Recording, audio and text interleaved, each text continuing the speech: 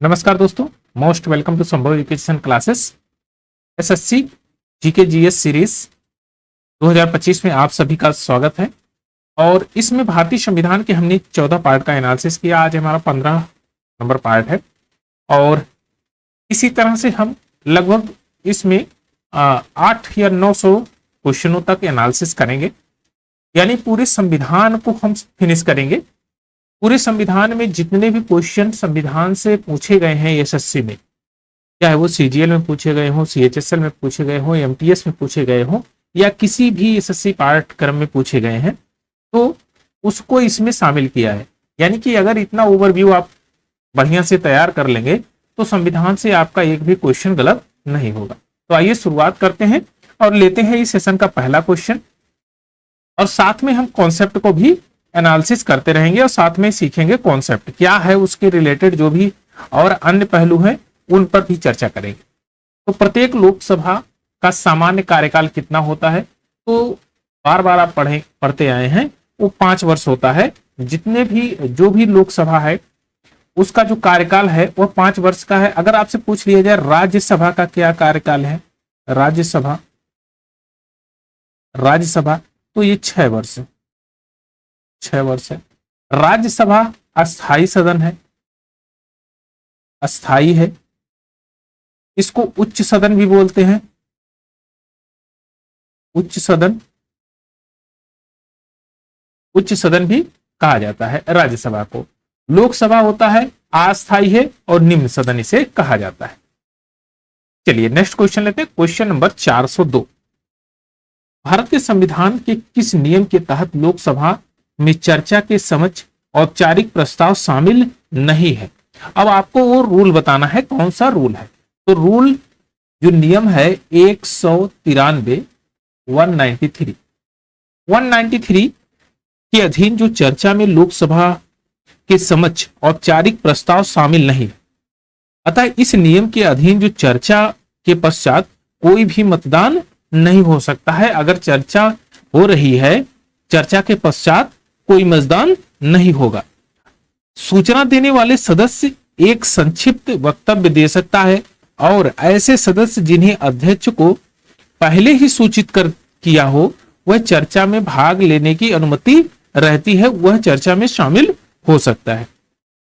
जिस सदस्य ने चर्चा में उठाई गई यानी कि आवाज उठाई है, वो चर्चा उठाई है, उसको उत्तर देने का अधिकार नहीं होता है। जो प्रश्न पूछ रहा है उसको उत्तर देने का अधिकार नहीं होता है। उसने चर्चा उठाया है तो जाहिर सी बात है वो दूसरा कोई उसका उत्तर देगा। तो ये नियम 193 के तहत इसका प्रस्ताव कर सकता है। तो ऑप्शन नंबर बी इसका करेक्ट आंसर हो जाएगा। चलिए नेक्स्ट क्वेश्चन लेते हैं, क्वेश्चन नंबर 403। दिसंबर 2020 तक गुजरात से लोकसभा सदस्यों का राज्यवार प्रतिनिधित्व कितना था? तो गुजरात से 26 सीटें हैं। ऑप्शन नंबर ए आपका करेक्ट आंसर है। गुजरात से 26 सीटें हैं। सबसे ज्यादा किसकी सीटें हैं? तो उत्तर प्रदेश की सीटें हैं। अगर लोकसभा की बात करें, लोकसभा तो इसमें टोटल जो है सदस्य कितने हैं, कितने सीटें हैं? तो आप कहेंगे 552। लेकिन जब ये 552 में से 550 अभी है और 2 ये थी अंग्ल भारतीय, यानी कि जो अंग्ल भारतीय थे एंग्लो इंडियन, उसको जो है 104 में संविधान संशोधन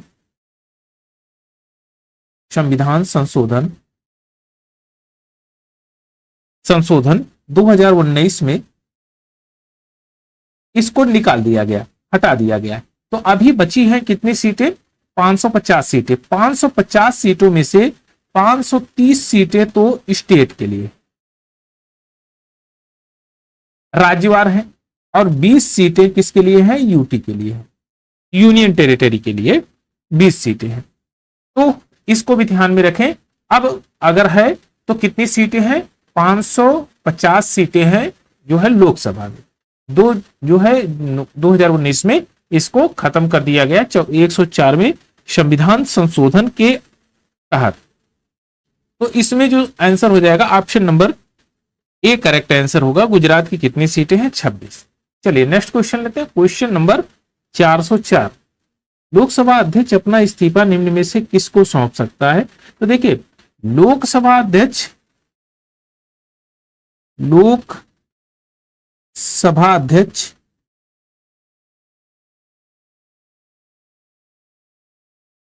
अध्यक्ष जो है वह देगा उपाध्यक्ष को, देगा। लोकसभा अध्यक्ष उपाध्यक्ष को देगा, और उपाध्यक्ष अपना इस्तीफा देना हो तो लोकसभा अध्यक्ष को देगा। यानी अध्यक्ष उपाध्यक्ष को दे सकता है, उपाध्यक्ष अध्यक्ष को दे सकता है। लोकसभा का जो संरचना है वह है अनुच्छेद 81 में लोकसभा संरचना है, लोकसभा की संरचना है।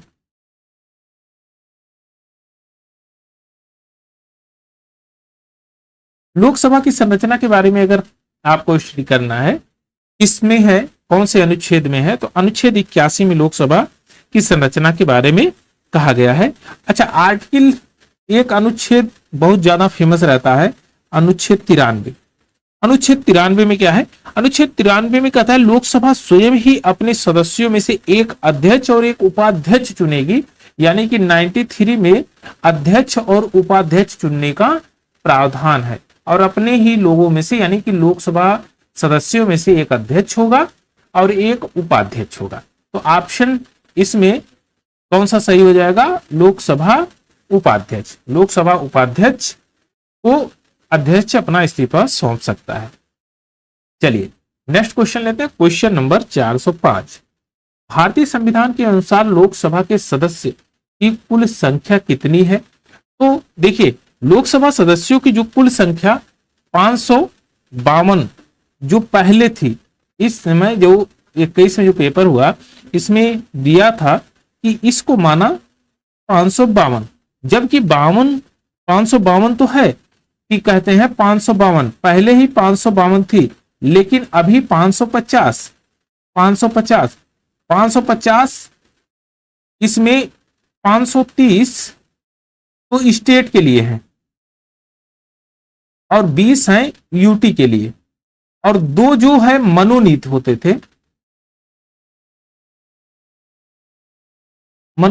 थे, वो एंग्लो इंडियन थे,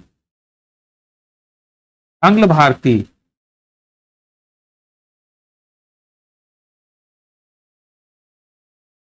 आंग्ल भारतीय थे, राष्ट्रपति उनको मनोनीत करता था।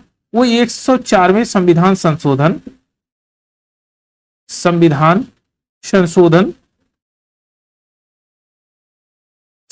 2019 में खत्म कर दिया गया। 2019 में खत्म कर दिया गया। तो इसमें जो दिया है आपको 552, तो 550 होता तो आप 550 टिक करते, लेकिन यहां 552 दिया है, तो ऑप्शन नंबर ए इसका करेक्ट आंसर होगा। 552 से अधिक नहीं हो सकती है, तो यहां होगा 552। चलिए नेक्स्ट क्वेश्चन लेते हैं, क्वेश्चन नंबर 406। लोकसभा के अध्यक्ष और उपाध्यक्ष की अनुपस्थिति में संसद के दोनों सदनों की संयुक्त बैठक की अध्यक्षता कौन करेगा? तो अगर अध्यक्ष भी अनुपस्थित हो, उपाध्यक्ष भी अनुपस्थित हो, तो दोनों सदनों की जो बैठक होती है उसकी अध्यक्षता राज्यसभा का उपसभापति करेगा, ना कि राज्यसभा का सभापति। राज्यसभा का सभापति तो अपनी राज्यसभा की अध्यक्षता करेगा, लेकिन जो उपसभापति है वह लोकसभा की अध्यक्षता करेगा अगर अध्यक्ष और उपाध्यक्ष दोनों अनुपस्थित है। तो ऑप्शन नंबर सी इसमें करेक्ट आंसर होगा। चलिए नेक्स्ट क्वेश्चन लेते हैं, क्वेश्चन नंबर 407। 407 में कह रहा है उत्तर प्रदेश के बाद किस राज्य में लोकसभा सीटों की संख्या सर्वाधिक है? तो बार बार आप पढ़ते चले आए हैं, महाराष्ट्र में 48 सीट है जो है लोकसभा की। और अगर बात करें यूपी में कितनी है? तो है ये 80 सीटें हैं। यूपी में 80 है, महाराष्ट्र में 48 है, और वेस्ट बंगाल की बात करें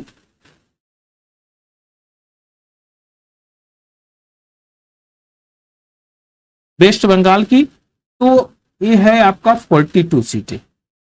बिहार की बात करें, बिहार में 40 सीटें, बिहार में 40 सीटें। तो इसमें आपका option number B correct answer हो जाएगा। चलिए नेक्स्ट क्वेश्चन लेते हैं। क्वेश्चन नंबर 408, अविश्वास प्रस्ताव किस सदन में लाया जाता है? देखिए, अविश्वास प्रस्ताव हमेशा लोकसभा में लाया जाता है। लोकसभा जो अस्थायी सदन होती है, और इसमें अविश्वास प्रस्ताव लाया जा सकता है। भारतीय संविधान के अनुच्छेद 75 के सेक्शन 3, 75 के सेक्शन 3 में मंत्रिपरिषद लोकसभा के प्रति सामूहिक रूप से उत्तरदायी होती है। इसका अभिप्राय यह होता है कि लोकसभा मंत्रिपरिषद के प्रति अविश्वास प्रस्ताव पारित करके उसे हटा सकती है, यानी कि अविश्वास प्रस्ताव प्रस्तुत करने के लिए 50 सदस्यों की सहमति अनिवार्य है। अविश्वास प्रस्ताव के पास होने पर सरकार को इस्तीफा देना पड़ता है। तो आप ध्यान में रखें कि यह बहुत इंपॉर्टेंट आर्टिकल है 75 के सेक्शन 3, और हमेशा ये पूछता है कि कौन से सेक्शन में कहा गया है कि लोकसभा जो मंत्रिपरिषद है वह लोकसभा के प्रति सामूहिक रूप से उत्तरदायी होती है। यानी कि एक व्यक्ति के प्रति अगर अविश्वास प्रस्ताव आया तो पूरी जो है मंत्रिपरिषद को इस्तीफा देना पड़ता है, तो यह सरकार को इस्तीफा देना पड़ता है। तो यह आर्टिकल सबसे ज्यादा इंपॉर्टेंट है 75 का सेक्शन 3। तो कहां पर लाया जाएगा? लोकसभा में लाया जाएगा। Option number B correct answer. चलिए नेक्स्ट क्वेश्चन लेते हैं। क्वेश्चन नंबर 409, निम्नलिखित कथनों में कौन सा सही नहीं है? कौन सा सही नहीं है ये बताना है आपको। लोकसभा के प्रथम सदन है। देखिए, लोकसभा ये प्रथम सदन है, इसको यह एक अस्थायी सदन है, और इसकी अवधि को है जो है वह पहली चुनाव से 5 वर्ष के लिए होती है। इसके बाद जो है स्वतः विघटित हो जाती है। कितने साल के बाद? 5 साल के बाद। राज्यसभा क्या विघटित होती है? नहीं, 6 साल तक अपने कार्यकाल को करता है। जो है राज्यों से चुने गए व्यक्ति आते हैं उसमें, और अपने पद पर 6 साल तक रहते हैं। उसके बाद उनका रिप्लेसमेंट उन्हें वह दूसरा सदस्य राज्य से आता है। लेकिन लोकसभा में इस तरह से नहीं है। तो प्रथम सदन है, ये बात सही है। राज्यसभा संसद का उच्च सदन है, हाँ सही है। यह लोकसभा एक अस्थायी सदन है, यह भी सही है। राज्यसभा एक अस्थायी सदन है, यह भी सही है। तो इसमें आपका चारों ऑप्शन सही है। और इसमें कह रहा है कौन नहीं सही है, तो आप ये कहेंगे कि कोई नहीं सही है। अगर ई में आप ई ऑप्शन बनाएं, नन ऑफ दिस, कोई नहीं, कोई नहीं, तो आपका ऑप्शन नंबर ई हो जाएगा। नहीं तो ये चारों ऑप्शन सही है। तो मैं इसको इरेज कर देता हूं। मान लो एक ऑप्शन हमने बना दिया, ऑप्शन नंबर ई, इसमें करेक्ट आंसर है कोई नहीं, इनमें से कोई नहीं।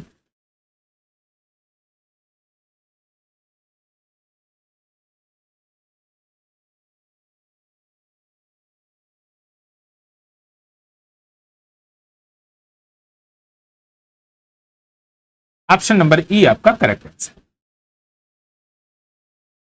चलिए नेक्स्ट क्वेश्चन लेते हैं। क्वेश्चन नंबर 410, भारत के राष्ट्रपति लोकसभा के कार्यकाल पूरा करने से पहले भंग कर सकता है।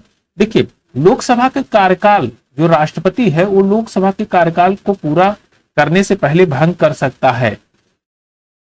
मुख्य न्यायाधीश की सलाह पर नहीं, उपराष्ट्रपति की सलाह पर नहीं, लोकसभा अध्यक्ष की सलाह पर नहीं, प्रधानमंत्री की सलाह पर वह भंग कर सकता है।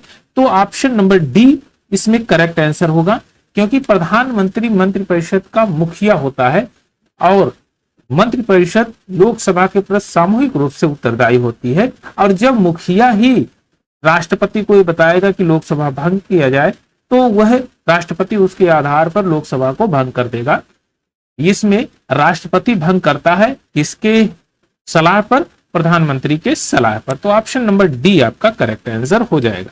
चलिए नेक्स्ट क्वेश्चन लेते हैं। क्वेश्चन नंबर 411, निम्नलिखित में से कौन निर्धारित करता है कि कोई विधेयक धन विधेयक है या नहीं है। तो धन विधेयक के संदर्भ में आर्टिकल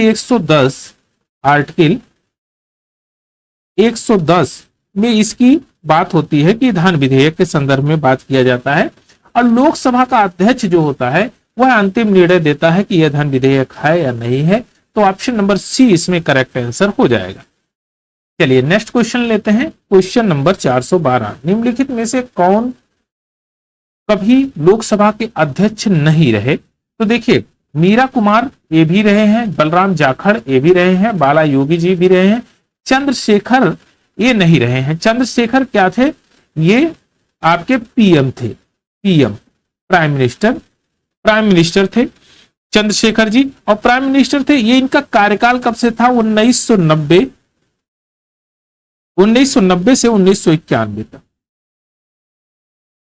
ये प्रधानमंत्री के पद पे रहे, जो है 1990 से 1991 में।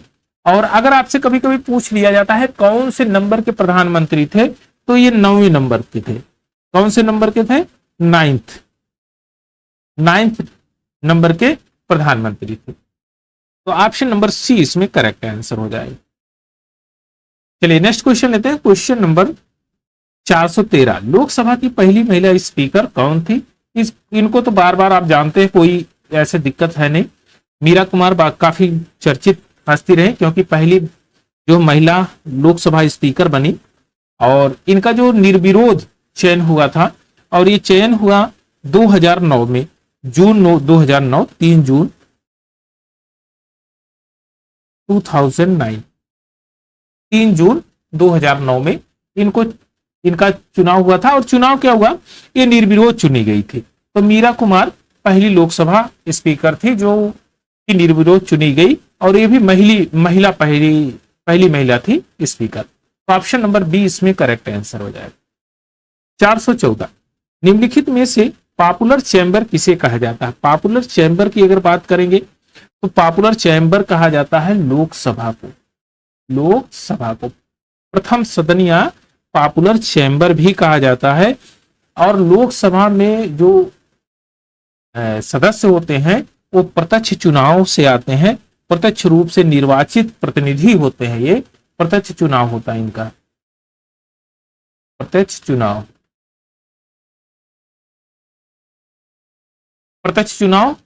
से चुन के सदस्य आते हैं। इस जो चैम्बर होता है इनको कहा जाता है पॉपुलर चैम्बर। तो ऑप्शन नंबर डी आपका करेक्ट आंसर। चलिए नेक्स्ट क्वेश्चन लेते हैं। क्वेश्चन नंबर 415, एक वर्ष में लोकसभा के सामान्यतः कितने सत्र आयोजित किए जाते हैं? तो आप जानते हैं 3 सत्र इसके आयोजित किए जाते हैं। 3 सत्र में क्या होता है? पहला सत्र जैसे बात करें तो बजट सत्र,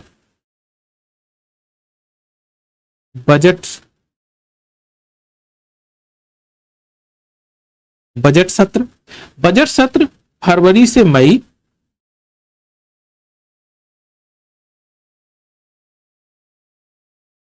मई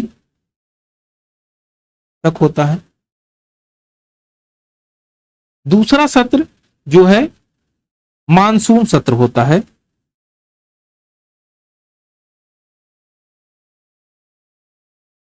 और भारत में जो मानसून आता है तो आप जानते ही हैं कब आएगा, तो जुलाई और अगस्त। मानसून ऑनसेट का डेट आप कमेंट सेक्शन में जरूर बताएं कि मानसून ऑनसेट भारत में कब है। तो जब मानसून आता है तो उस दौरान कहां पर सूखा हुआ, कहां बाढ़ आई, तो इस पर चर्चा होती है। जुलाई से अगस्त के महीने में जो सत्र होता है उसको बोलते हैं मानसून अधिवेशन या मानसून सत्र। और फिर आता है आपका शीतकालीन सत्र या शीतकालीन अधिवेशन।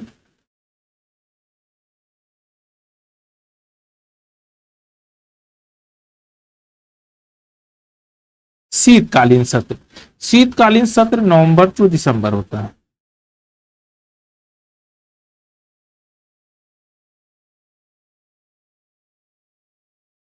नवंबर से दिसंबर होता है शीतकालीन का सत्र। तो 3 सत्र होता है आपका, एक है बजट सत्र, दूसरा है मानसून सत्र और तीसरा है आपका शीतकालीन सत्र। तो इसमें option number C correct answer. चलिए नेक्स्ट क्वेश्चन लेते हैं। क्वेश्चन नंबर 416, निम्नलिखित में से कौन प्रथम लोकसभा के उपाध्यक्ष थे? अभी तक तो अध्यक्ष हम लोग जान रहे थे, अब यहां पर कहा है कौन उपाध्यक्ष थे, तो एम अनंत सैनम अयंकर ये पहले उपाध्यक्ष थे, लोकसभा के प्रथम उपाध्यक्ष, और बाद में वर्ष 1955 और 56 में लोकसभा के अध्यक्ष भी रहे। ये 1955 56 में लोकसभा अध्यक्ष भी रहे, अध्यक्ष के पद पर भी ये रहे। तो प्रथम लोकसभा उपाध्यक्ष एम अनंत सैनम अयंकर भी रहे। तो ऑप्शन नंबर डी इसमें करेक्ट आंसर है।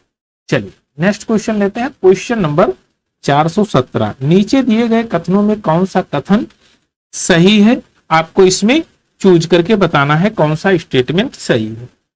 पहली लोकसभा का गठन किया गया तो 1952 में, तो 48 में नहीं है, 47 में नहीं, 50 में नहीं, 52 में है। तो option number C correct answer. बहुत नॉर्मल क्वेश्चन है, क्योंकि बार बार आप देखते चले आए हैं कि पहली जो लोकसभा का गठन हुआ था तो 1952 में हुआ था, दूसरी लोकसभा का गठन 1957 में। तो 5-5 साल के आधार पर वो लोकसभा का गठन होता है, और इनका जो कार्यकाल होता है लोकसभा का वो 5 साल होता है।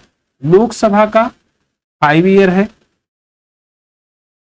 और राज्यसभा का 6 ईयर। चलिए नेक्स्ट क्वेश्चन लेते हैं। क्वेश्चन नंबर 418, लोकसभा गठन दूसरी लोकसभा का गठन किस वर्ष हुआ था? तो 52 से 57। ऑप्शन नंबर ए आपका करेक्ट आंसर है, 57 1957 में। तो ऑप्शन नंबर आपका ए करेक्ट आंसर है। चलिए नेक्स्ट क्वेश्चन लेते हैं। क्वेश्चन नंबर 419, पहली लोकसभा का प्रथम सत्र को शुरू हुआ था, कब शुरू हुआ था प्रथम सत्र? तो पहली लोकसभा का जो प्रथम सत्र था 13 मई 1952 को हुआ था, 13 मई 1952 को स्टार्ट हुआ था। चलिए नेक्स्ट क्वेश्चन लेते हैं। 420, नियम लोकसभा में कार्य संचालन और आचरण की नियमावली का डैश संसद भवन के समक्ष औपचारिक प्रस्ताव पेश किए जाने से संबंधित नहीं है, इसलिए इस नियम के तहत मामलों पर चर्चा के बाद मतदान नहीं हो सकता है। कौन सा ऐसा नियम है जिसके बाद मतदान पर चर्चा नहीं हो सकता है? तो आपका नियम है 193। 193 नियम के आधार पर इस तरह से बात की जाती है कि मामलों पर चर्चा के बाद मतदान नहीं हो सकता है। तो ऑप्शन नंबर बी आपका करेक्ट आंसर हो जाएगा। चलिए नेक्स्ट क्वेश्चन लाते हैं। क्वेश्चन नंबर 421, लोकसभा के 552 सदस्यों में से सदस्यों को राज्य के प्रतिनिधि होते हैं। तो देखिए 552 में से 552 में आपका 552 में ये है आपके 530 आपके स्टेट के, 530 स्टेट के हैं, 20 सदस्य जो है यूटी के हैं, और इसमें से 2 सदस्य मनोनीत हैं। मनोनीत कौन है? Anglo Indian. लेकिन इसको 104वें संविधान संशोधन के तहत हटा दिया गया, इसको रिमूव कर दिया गया। इससे 4वें संविधान संशोधन जो हुआ था 2019 में, इसको हटा दिया गया। तो अब एंग्लो इंडियन नहीं रह सकता है। तो यानी कि आपके राज्यों के सदस्य जो होंगे वो 530 होंगे, 530। ऑप्शन नंबर ए आपका करेक्ट आंसर। चलिए नेक्स्ट क्वेश्चन लेते हैं। क्वेश्चन नंबर 422, लोकसभा में नामित सदस्यों की संख्या कितनी हो सकती है? तो लोकसभा में जो नामित सदस्य होते हैं वह एंग्लो इंडियन 2 होंगे, राष्ट्रपति द्वारा चुने जाएंगे।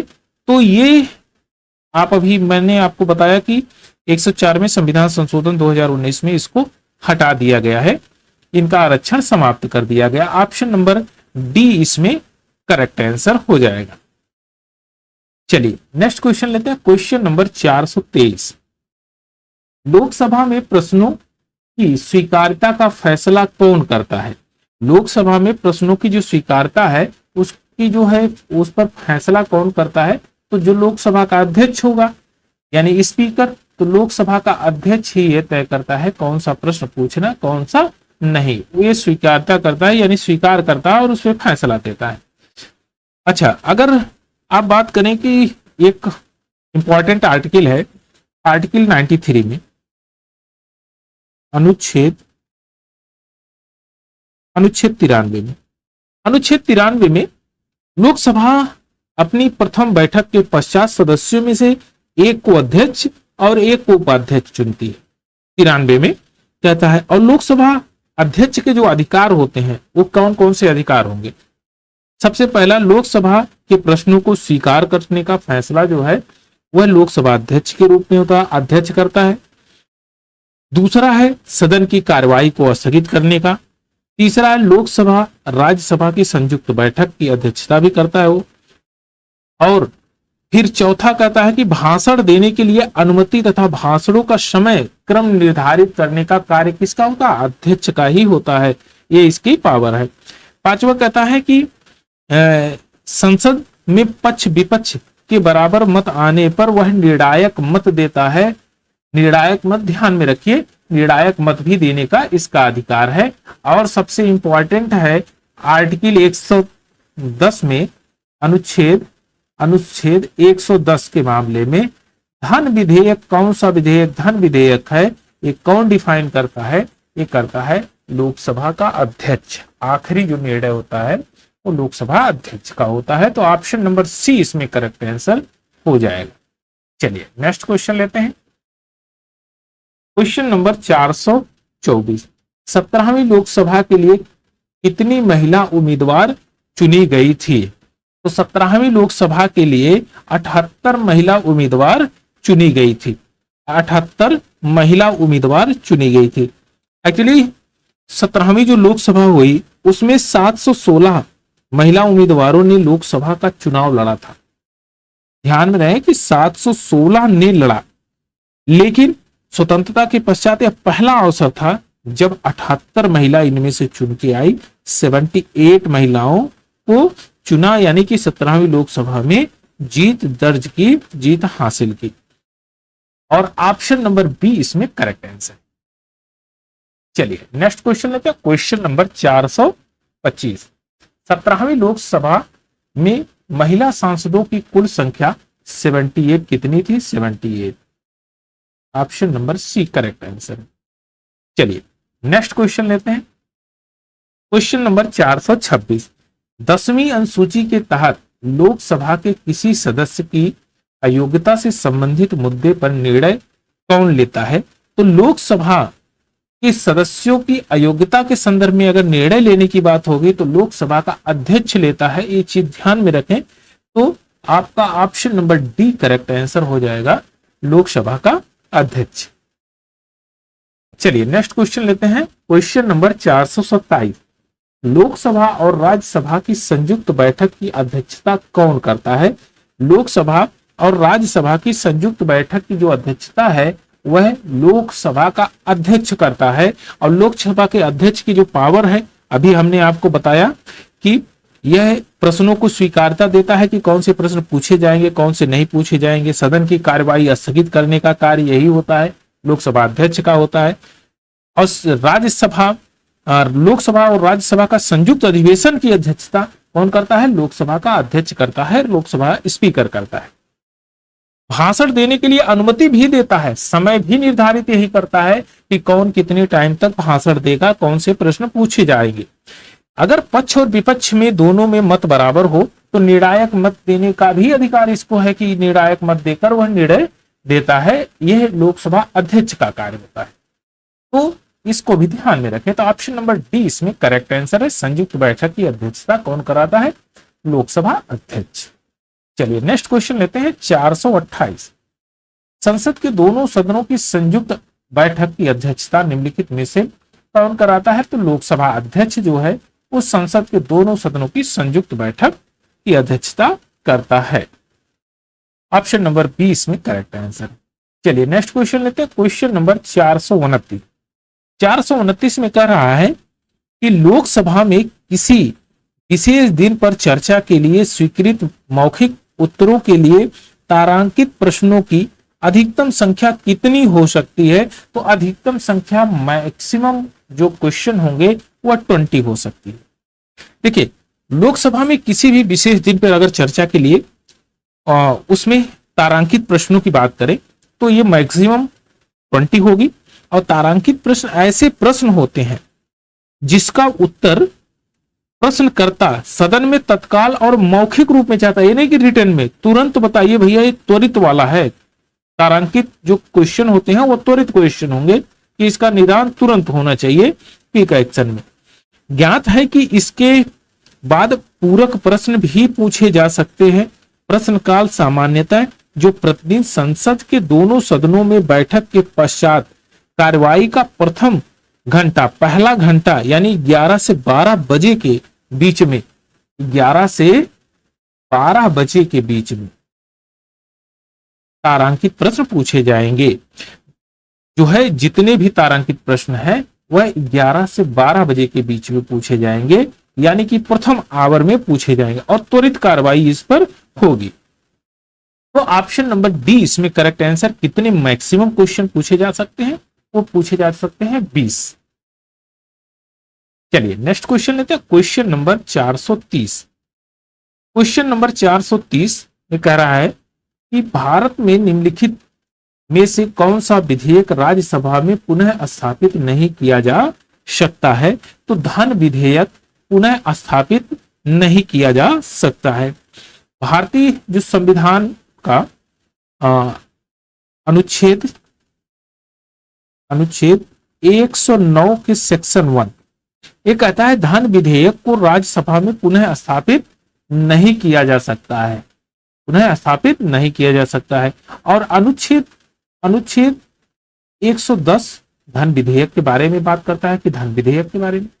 अनुच्छेद 109 ये कहता है कि राज्यसभा में पुनः स्थापित नहीं किया जा सकता है।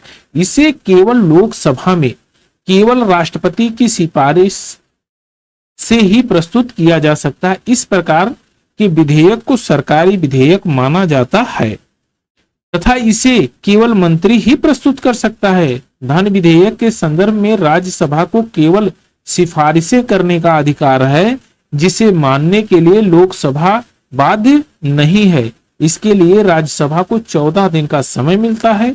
यदि इस समय में विधेयक वापस नहीं होता है तो इसे पारित समझा जाएगा। राज्यसभा धन विधेयक को ना तो अस्वीकार कर सकती है और ना ही इसमें कोई संशोधन कर सकती है।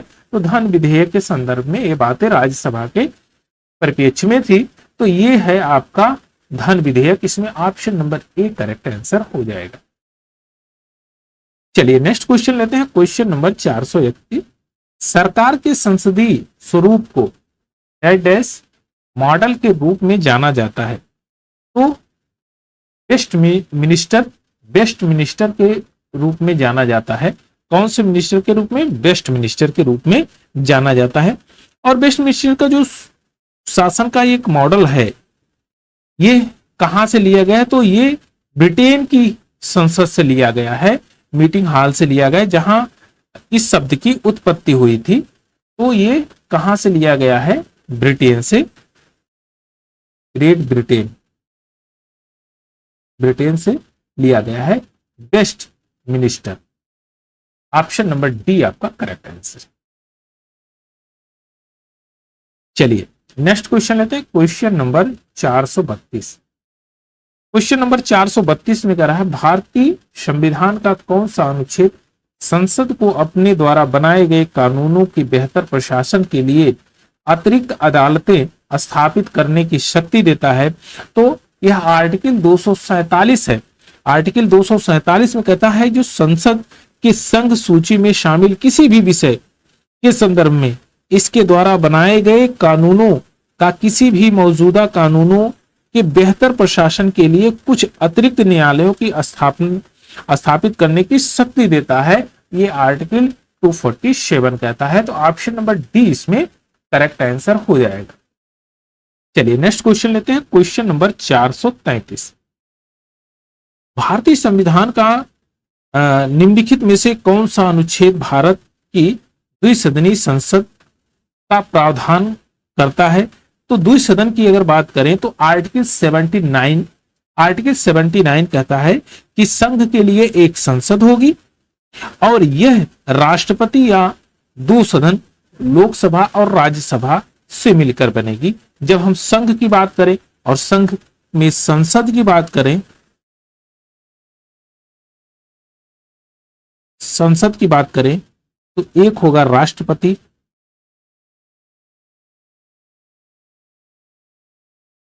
दूसरा होगा आपका लोकसभा